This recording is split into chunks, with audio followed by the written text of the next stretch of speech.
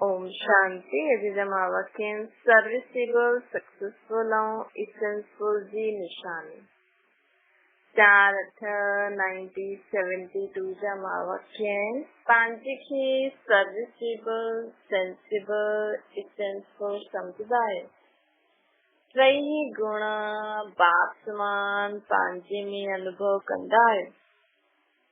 Serviceable sensible और इसेंसफुल छो जी वर्तमान समय जो पंहिंजे साम्हूं सिंबल रखियो आहे उन प्रमाण समानता में समीप ईंदा वञणो आहे। सिंबल कहिड़ो आहे? बाबा जो। विष्णु जो सिंबल त आहे उहो भविष्य जो आहे, लेकिन संगम ते कंहिं जहिड़ो ठाहिणो आहे? असांखे बाप समान जहिड़ो ठाहिणो। लक्ष्मी नारायण जहिड़ो त सतयुग में ठाहिणो आहे, लेकिन हिन समय त बाप समान ठाहिणो आहे न। त सिंबल खे साम्हूं रखंदे हुए समानता लाहींदा रहंदा आहियो। हिन टई गुणनि जी समानता अनुभव कंदा आहियो कि हिकु गुण जी विशेषता अनुभव कंदा आहियो ऐं ॿिए जी न।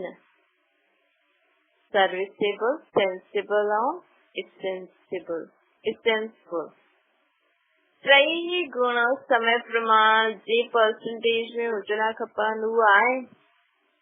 वर्तमान समय जे अनुसार पुरुषार्थ जी स्टेज जी परसेंटेज जेतिरी हुजणी खपे ओतिरी आहे। 95% ताईं जो पहुचणो खपे हाणे हिन समय, जबकि समय ही थोड़ो रहिजी वियो न। हुन समय जे प्रमाण हाणे असांजी परसेंटेज 95% हुजणी खपे। 100 त न चई सघंदासीं, चऊं त समय जे कारण न ॾेई सघंदा आहियूं। समय जे कारण बाबति न समय जे कारण जी 100% ॾेई वेंदासीं पोइ त शरीर छॾणो पवंदो। त 100% न ॾेई सघंदा आहियूं, 95% ताईं रिज़ल्ट हुजणी खपे, इन करे 100 न थी सघंदा आहियूं। 50% त छॾो। संगम जे पुरुषार्थ जे समय प्रमाण हाणे केतिरा घटि वर्ष पए आहिनि। समय जी परसेंटेज अनुसार 80% त कोई वॾी ॻाल्हि कोन्हे। 95% त एतिरो लक्ष्य रखंदे हुए स्पीड खे अॻियां वधाईंदा आहियो कि अञा बि सम्झंदा आहियो समय पियो आहे। ये संकल्प त न ईंदो आहे न कि अञा अजन एतिरा वर्ष आहिनि, उन्हनि में तॾहिं छा कंदव? अगरि पिया बि हूंदा त छा कंदव? अगरि हाणे ही पुरुषार्थ समाप्त करे ॾियो, ये संकल्प त न ईंदो आहे न। त बाबा चवनि था कोई भी कमी रहिजी वई आहे तॾहिं त ड्रामा में एतिरो समय आहे न, त ईअं त नथा सोचो कि अञा समय पियो आहे त करे वठंदासीं, या चलो जो आहे हाणे पुरुषार्थ समाप्त करे छॾो त थी आहे। लेकिन बाबा चए थो न, थियणो त तव्हांखे आहे न। अञा ड्रामा में एतिरा वर्ष आहिनि त कोई कमी त आहे ऐं उहा कमी भरणी आहे। त बाबा चए थो अगरि कमी रहिजी बि वञे थी त केतिरी, हाणे जे प्रमाण अगरि कमी आहे बि त 5% ठीकु आहे, 50% ठीक न हूंदी। अगरि 50% आहे पोइ त स्पीड ॾाढी तेज खपे। एतिरी तेज स्पीड जो करे सघंदो आहे उहो ई 95% ताईं पहुची सघंदो आहे। ईअं त न थी सघंदो आहे न। त हाणे लक्ष्य छा रखिणो आहे? अगरि समय प्रमाण ड्रामा अनुसार अगरि असां में कुझु कमी आहे, सम्झो ड्रामा में एतिरो समय अञा बाक़ी आहे, त मतिलबु कुझु कमी त असां में आहे, त केतिरी कमी रहणी खपे? 5%। 5% जे अलावा बाबा ॾेई थो, ज्यादा न। अगरि हिन खां ज्यादा बाबा चवनि था अगरि हिन खां ज्यादा आहे त सम्झणो खपे फाइनल स्टेज खां दूर आहे। वो बाप दादा जे समीप ऐं साथ रहण जो लक्ष्य रखंदा आहियूं न उहो पूरो न थी पाईंदो। छो जी जॾहिं फर्स्ट नंबर अव्यक्त स्थिति खे पाए चुकियो ब्रह्मा बाबा, उन खां पोइ जो समीप रतन हूंदा वो कम से कम एतिरा त समीप हुजणा खपनि जो बाक़ी सिर्फ़ 5% जी कमी रहे। त असांखे पंहिंजे खे चेक करणो। कल्ह बि बाबा चई न पिछली वाक्यनि में कि हर सब्जेक्ट में पाण खे चेक करो। असां उन सब्जेक्ट में ऑब्जेक्ट प्राप्त कई आहे, असांखे उन सब्जेक्ट अनुसार रिस्पेक्ट मिले थी, असांजे हर नैननि द्वारा बाबा जो शब्द शक्तियूं नज़र अचनि थियूं।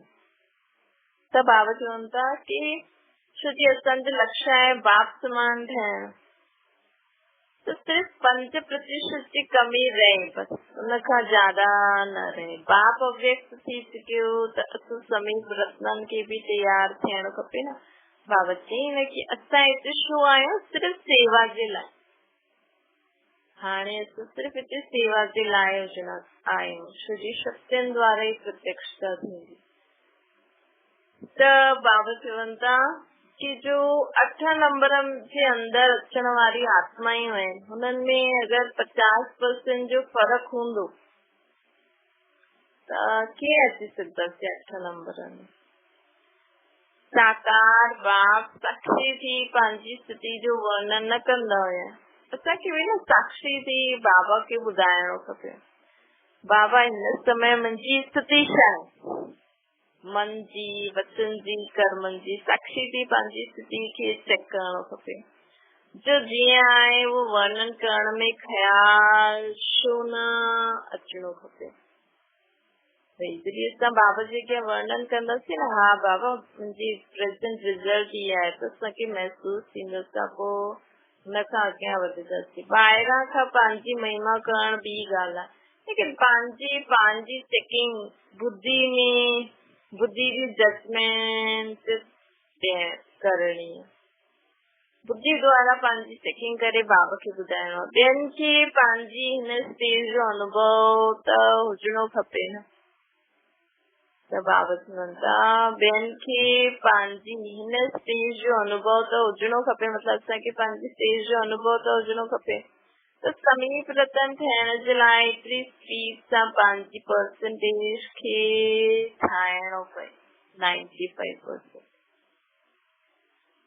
50% त मेजोरिटी चईंदासीं, अष्ट देवता त मिनोरिटी में हूंदा न, अष्ट देवता त घटि हूंदा, त हुननि जी परसेंटेज हिन समय 95 हूंदी। 50% त ॿिया जेकी आत्मायूं ईंदियूं।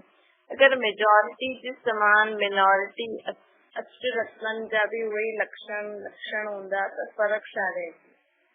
त टई ॻाल्हियूं जो ॿुधायूं पंहिंजे में ॾिसो, सर्विसेबल, बाबा सेंसिबल ऐं इसेंस। त बाबा हाणे ॿुधाए थो सर्विसेबल जो रूप छा हूंदो। इनखे साम्हूं रखते हुए पाण खे चेक करो कि वर्तमान स्थिति जे प्रमाण व वर्तमान एक्टिविटी जे प्रमाण पंहिंजे खे सर्विसेबल चई सघंदा आहे। असां सर्विसेबल आहियूं, असां सर्विस कंदा आहियूं।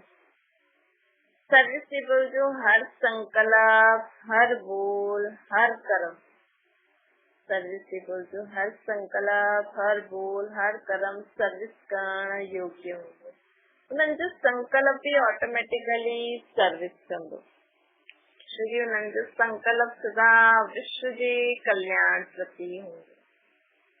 अगरि असां सदा ई पूरी विश्व जे आत्माउनि जे कल्याण जे बारे में सोचदा आहियूं, सम्झो त सर्विसेबल आहियूं, सोचदा बि आहियूं, ॻाल्हाईंदा बि आहियूं, ओड़ो कर्म बि कंदा आहियूं, विश्व कल्याण जो संकल्प ही उत्पन्न थींदो। सर्विसेबल जेको हूंदो व्यर्थ न हूंदो, समय बि हर सेकेंड मनसा वाचा कर्मणा सर्विस में ई व्यतीत कंदा रहंदा।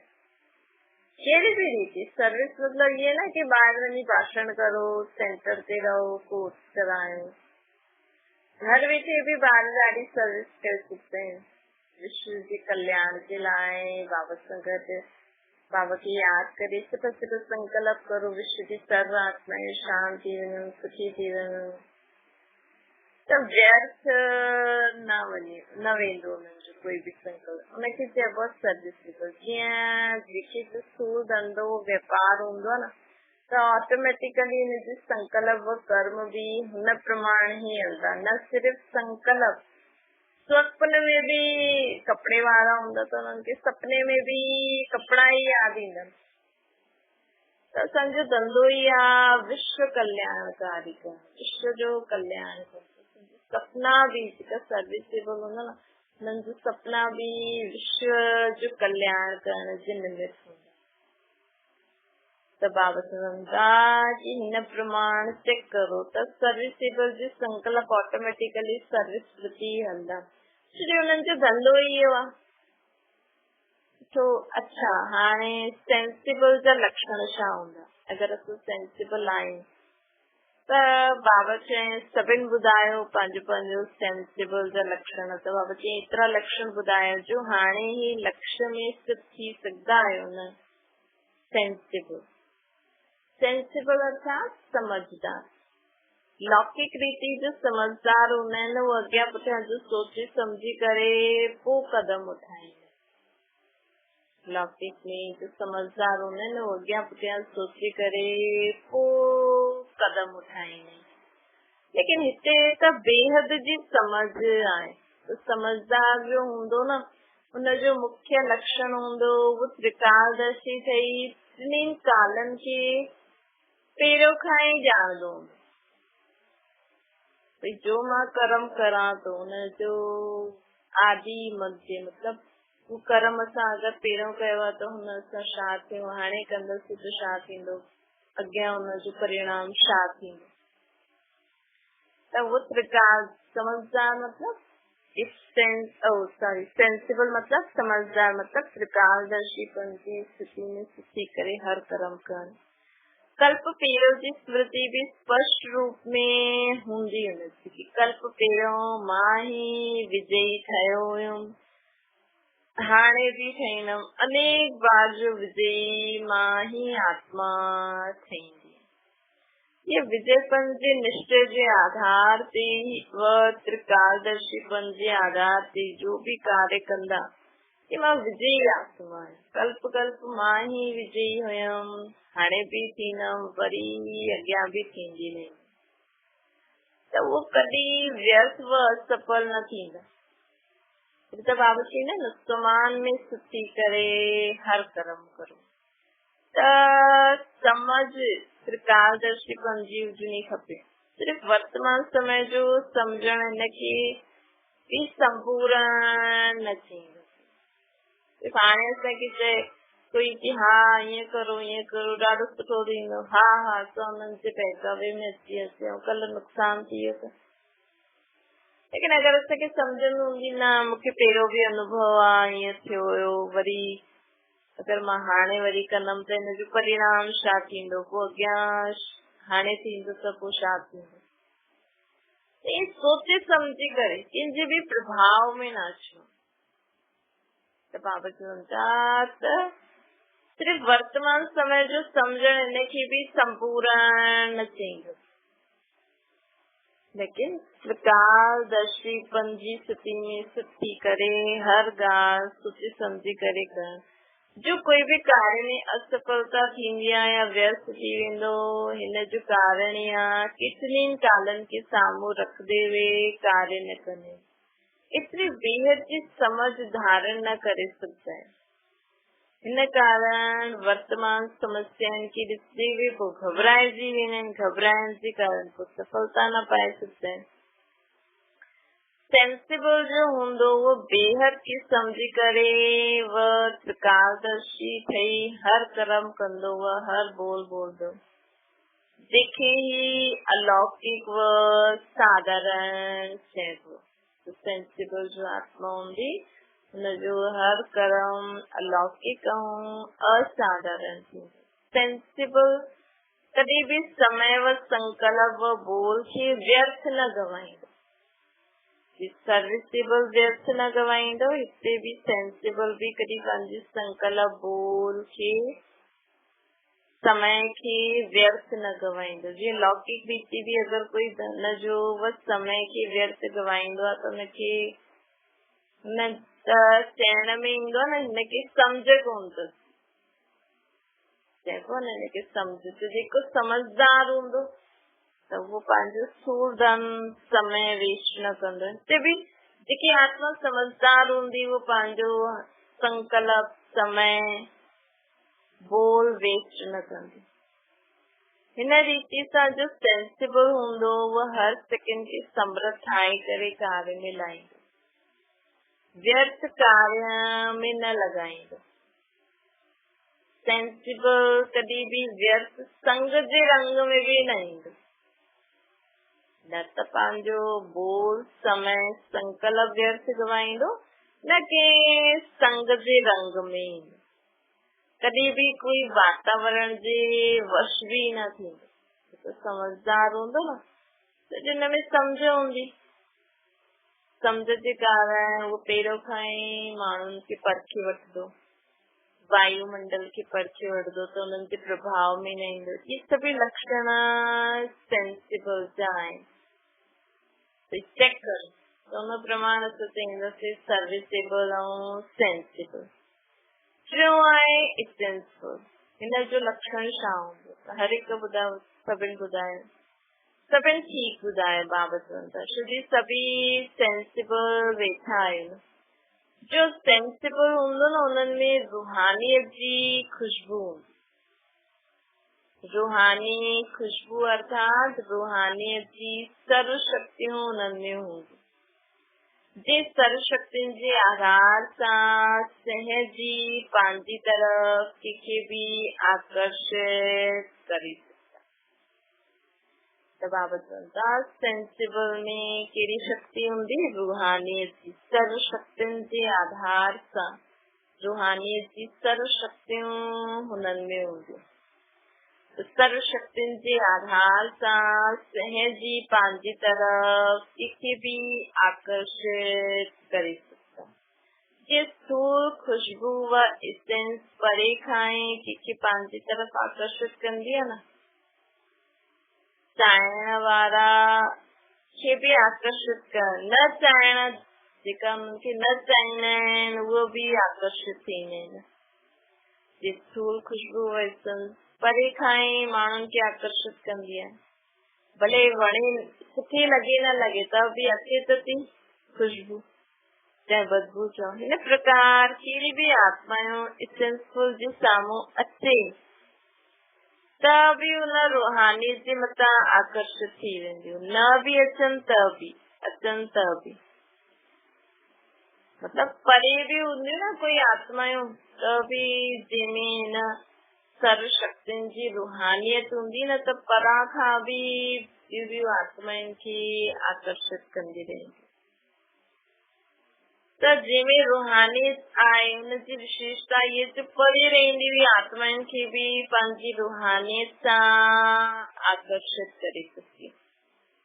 जीअं तव्हां मनसा शक्ति जे आधार सां प्रकृति जो परिवर्तन व कल्याण कंदा आहियो, प्रकृति जो वातावरण जो प्रकृति जो परिवर्तन कीअं कंदासीं? उन्हनि वटि थोरी वेंदासीं, सूर्य चांद वटि थोरी वेंदासीं, आकाश अथवा वायुमंडल आदि के समीप वञी करे थोरी असां उन्हनि खे पावन कंदासीं। त बाबा असांखे अची करे दृष्टि ॾेई करे पावन कंदा आहिनि, असां बाबा खे यादि कंदा आहियूं। लेकिन जो परे परे सूर्य चांद सितारा आहिनि, जो परे परे पाणी धरती आहे, जिते कोई वञी न सघे, उन्हनि खे कीअं पावन ठाहींदासीं? मनसा शक्ति सां पावन ठाहींदासीं न। त बाबा चवनि था जे तव्हां मनसा शक्ति सां परे परे सूर्य चांद सितारनि खे, धरती पाणी खे, जीव जंतु जानवरनि खे, पशु पक्षियुनि खे, प्रकृति के सां पावन ठाहियूं था मनसा शक्ति सां जे प्रकृति के तमो प्रधान का सतो प्रधान ठाहींदा आहियूं त अन्य विश्व जी आत्मायूं जो असांजे अॻियां न अची सघे त उन्हनि खे परे रहंदे हुए बि असां रूहानियत जी शक्ति सां भाव जो परिचय, भाव जो मुख्य संदेश वो मनसा द्वारा उन्हनि जी बुद्धि खे टच करे सघंदा आहियूं। असां पंहिंजी असांजी आत्मा असां आत्मिक स्थिति में स्थिति करे बाबा खे यादि कंदासीं, असांजी सर्व शक्तियूं हूंदियूं, तॾहिं असां हिन पूरी विश्व जी आत्माउनि खे, पूरी विश्व जी आत्माउनि खे बाबा जो संदेश हुननि जी बुद्धि में टच थींदो, सभिनि जी आत्माउनि जी बुद्धि में इहो टच थी वेंदो कि सभु आत्मायूं असांजो बि हिकु परम पिता परमात्मा आहे ऐं उहो ई असांखे चए थो कि ख़ुदि खे आत्मा सम्झी करे मूंखे निराकार रूप में यादि करो परम धाम में। त सभिनि वटि त इहे संदेश मुख सां न ॾेई सघंदासीं, प्रदर्शनी सां न ॾेई सघंदासीं, लेकिन असां जॾहिं आत्मिक स्थिति में स्थित थींदासीं, बाबा खे यादि कंदासीं त असां पंहिंजी अंदर जॾहिं बाबा जी शक्ति हूंदी न त उहे शक्तियूं परे परे फैलदियूं आहिनि किरणनि द्वारा ऐं उहे ॿिनि आत्माउनि ताईं पहुचदियूं ऐं पोइ उन्हनि जी बुद्धि खे टच थींदो आहे कि परमात्मा भॻवान असांखे चए थो कि असां आत्मायूं आहियूं, असांजो पीउ परमात्मा परम धाम में मां परम धाम में रहंदो आहे, हाणे मां सृष्टि ते आयो आहियां, हाणे त ख़ुदि खे आत्मा सम्झो, मूंखे निराकार रूप में यादि करो त सभु वापसि न त ख़ुदि जी दुनिया खां परे पंहिंजे घर शांति धाम में हले। ये बाबा जो मुख्य संदेश आहे, असां पंहिंजे मनसा शक्ति द्वारा मन में बाबा जी यादि ऐं बुद्धि पोइ विश्व जी सर्व आत्माउनि खे ये संदेश सभिनि जी बुद्धि में टच थी। विश्व कल्याणकारी आयो त छा एतिरी सॼी विश्व खे जी आत्माउनि खे साम्हूं संदेश ॾेई सघंदा आहियो छा? सभी खे वाणी द्वारा संदेश न ॾेई सघंदा आहियूं, विश्व कल्याणकारी त आहियूं लेकिन असां सभिनि खे वाणी द्वारा संदेश न ॾेई सघंदा आहियूं। वाणी सां गॾु गॾु मनसा सर्विस बि दिन प्रतिदिन वधदी हुई अनुभव त मन में बाबा खे यादि कंदासीं न, पोइ बुद्धि द्वारा जो बाबा जो संदेश आहे उहो सभिनि जे बुद्धि में टच थींदो। जीअं बाप भक्तनि जी भावना जो सूक्ष्म रूप सां पूरण कंदा आहिनि त छा वाणी द्वारा साम्हूं वञी करे कंदा आहिनि छा? भॻवान जे अॻियां माण्हू प्रार्थना कंदा आहिनि, जो बि कंदा आहिनि उहो बाबा भगवान कंहिंजे बि अॻियां कंदा आहिनि, लेकिन बाबा सूक्ष्म रूप सां उन्हनि जी मनोकामना पूरण कंदा आहिनि। सूक्ष्म मशीनरी हलंदी आहे, असां जाते बि वेठा आहियूं असां मन सां बाबा खे यादि कंदासीं, बुद्धि द्वारा बाबा जी श्रेष्ठ मत खे ग्रहण कंदा वेंदासीं, बुद्धि द्वारा बाबा जी श्रेष्ठ मत खे धारण करे जीवन में हलंदासीं त असां द्वारा बाबा कई आत्माउनि जो कल्याण करे सघंदा आहियूं।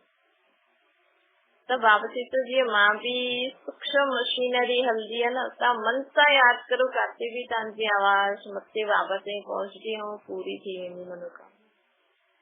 उहो ई तव्हां शक्तियुनि जो उहो पांडवनि जो प्रैक्टिकल में भगत आत्माएं व ज्ञानी आत्माएं ॿिन्ही खे बाप जो परिचय व संदेश ॾियण जो कार्य असां सूक्ष्म मशीनरी तेज थियणी खपे। अंतिम सर्विस जी रूपरेखा है न, जीअं खुशबू चाहे नजदीक वारा चाहे दूर वारा ये खुशबू ॾियण जो कर्तव्य कंदी आहे न, जो बि जाता भी खुशबू ईंदी आहे वो परे परे से ही फैलदी आहे। उहो ही न सिर्फ सम्मुख वारा ताईं लेकिन परे वेठी हुई आत्माउनि ताईं भी असांजी रूहानियत जी शक्ति सेवा कंदी। न सिर्फ ज्ञानी आत्माएं लेकिन अज्ञानी आत्माएं ताईं भी सेवा कंदी। तॾहिं प्रैक्टिकल रूप में विश्व कल्याणकारी असां जो गायन थींदो। हाणे त मशीनरी जॾहिं शुरू थींदी त प्रैक्टिकल कर्तव्य में लॻी वेंदो। बाबा चए थो पोइ सूक्ष्म हाणे त विश्व कल्याण जा प्लान्स ठाहियो था न, तो जॾहिं प्रैक्टिकल में शुरू थी वेंदो त प्रैक्टिकल में पोइ अनुभव बि कंदो, त प्रैक्टिकल कर्तव्य में लॻी वेंदो। अनुभव कंदव कीअं आत्मायूं बाप जे परिचय रूपी अंजलि वठण लाइ तड़पनि थियूं ऐं तड़पती हुई आत्माउनि खे बुद्धि द्वारा सूक्ष्म शक्ति द्वारा ॾिसंदे हुए भी अनुभव कंदव जीअं उहे ॾेखारण में ॾियनि था। बाबा असां द्वारा उन्हनि खे शक्ति ॾे थो और असांखे इहो बि नज़र ईंदो कि हा कीअं आत्मायूं बाबा जी शक्तियूं अंजलि वठण लाइ एॾो थी करनि, तड़पनि थियूं। तड़पदी हुई आत्माउनि खे बुद्धि द्वारा सूक्ष्म शक्ति द्वारा न ॾिसंदे हुए भी, इन अखियुनि सां न ॾिसंदे हुए भी बुद्धि द्वारा ई असां अनुभव कंदासीं। तॾहिं त अहिड़ी सेवा में जॾहिं लॻी वेंदो तॾहिं विश्व कल्याणकारी प्रैक्टिकल में नाम बालो थींदो। हाणे ॾिसो तव्हां माण्हू छा कंदा आहियो, तव्हां माण्हू छा चईंदा आहियो कि असां विश्व कल्याण जो संकल्प ठाहियो आहे, माण्हू तव्हांखे छा चईंदा? हाणे ॾिसो तव्हां माण्हू छा चईंदा आहियो कि असां विश्व कल्याण जो संकल्प ठाहियो आहे, माण्हू तव्हांखे छा चईंदा आहिनि त कल्याण जो एतिरो वॾो कार्य असांजी अहिड़ी स्पीड सां थींदो? त बाबा चवनि था जॾहिं असां विश्व कल्याणकारी जो बेड़ो ठाहियो आहे त असां पूरी विश्व में त वञूं नथा त कीअं कंदासीं? इहे ई पंहिंजी मन सां शक्ति सां परे परे आत्माउनि खे वाइब्रेशन द्वारा असां ज्ञान गुण शक्तियुनि जो दान करे सघंदा। त बाबा चवनि था कि हाणे विश्व कल्याण जो कार्य अञा ताईं त ॾाढो थोरो कयो आहे, विश्व ताईं कीअं पहुचंदो? हाणे प्रैक्टिकल त न आहे सभु जगह पहुचनि, पोइ चारो और जाता जाता बाबा चईंदा वञण त पॉसिबल न आहे, लेकिन जॾहिं असां ईअं मन सां सेवा करणु शुरू कंदासीं त चारो और जाता जाता मास्टर बुद्धि वारनि जी बुद्धि ठही सूक्ष्म मशीनरी द्वारा सभिनि जी बुद्धि खे टच कंदव त आवाज़ फैलंदी। जॾहिं असां ईअं मन सां शक्ति सां संदेश ॾियणु शुरू कंदासीं, ॿियनि जी बुद्धियुनि खे परिवर्तन करणु शुरू कंदासीं, तॾहिं जाता जाता आवाज़ ईंदो कि कोई शक्ति कोई रूहानियत पंहिंजी तरफ आकर्षित थी करे, ढूंढदा मिलण लाइ, वह हिकु सेकंड सिर्फ दर्शन करण लाइ तड़पदा, जंहिंजी निशानी जड़ चित्रनि में अञा बि हल्दी आई आहे न। जॾहिं बि ॾिसो कोई बि उत्सव थींदो आहे त जड़ चित्रनि जो उन ते केॾी भीड़ लॻंदी आहे, उन मूर्ति जी हिकु सेकंड दर्शन करण लाइ केॾा माण्हू परे परे खां वेंदा आहिनि। त बाबा चए थो एतिरा भक्त हुन ॾींहुं हुन घड़ी दर्शन करण लाइ तड़पदा आहिनि, व तरसदा आहिनि, अनेक बार दर्शन कयो अथनि, लेकिन जंहिं ॾींहुं जो त्योहार हूंदो, जंहिं ॾींहुं जो फिक्स कयल डे आहे न, उन ॾींहुं अलाए छो माण्हू सोचदा आहिनि हिन मूर्ति जो दर्शन करो। त हुन ॾींहं जे महत्व खे पूरो करण लाइ वीचारा केतिरा कठिन प्रयत्न कंदा आहिनि। त हाणे जेको असां हाणे मनसा द्वारा अगरि असां पूरी विश्व में चारो और लाइट माइट फैलाईंदासीं न, आत्माउनि खे असां ज्ञान गुण शक्तियुनि जी किरणियूं ॾींदासीं, तॾहिं उहा ढूंढदो। त इहो जेको असां हाणे कर्तव्य करो बाबा कराइनि था, इन जो यादगार उन्हनि उहो भक्ति मार्ग में ॾेखारियो। प्रैक्टिकल हुजण सां ही त ये यादगार जी निशानियूं ठही वेंदा। प्रैक्टिकल हाणे कयो आहे तॾहिं त उहे यादगार माण्हू मूर्तियुनि जा दर्शन करण वञनि था। जॾहिं हाणे जॾहिं असां इहा सेवा शुरू कंदासीं न त हाणे परंपरा खां आत्मा आहियूं, हाणे चाहे ज्ञानी आत्मा आहियूं चाहे अज्ञानी आत्मा। जॾहिं बाबा खे यादि करे असां पूरे विश्व में लाइट माइट फैलाइण आहे न त पूरे विश्व जी आत्माउनि खे अनुभव थींदो कोई शक्ति आहे जो असांखे खीचे थी, असांखे चए थी असां वटि अचो, त उहो बाबा जो परिचय उन्हनि खे मिलणो। त हिन जो यादगार भक्ति मारे पे माण्हू मूर्तियुनि जी तरफ़ दौड़दा है। ये सेवा असांखे करणी, ये सेवा त माण्हू घर वेठे काथे बि करे सघंदो आहे। ये सेवा असांखे करणी। ओम शांति। बाबा खे यादि करो।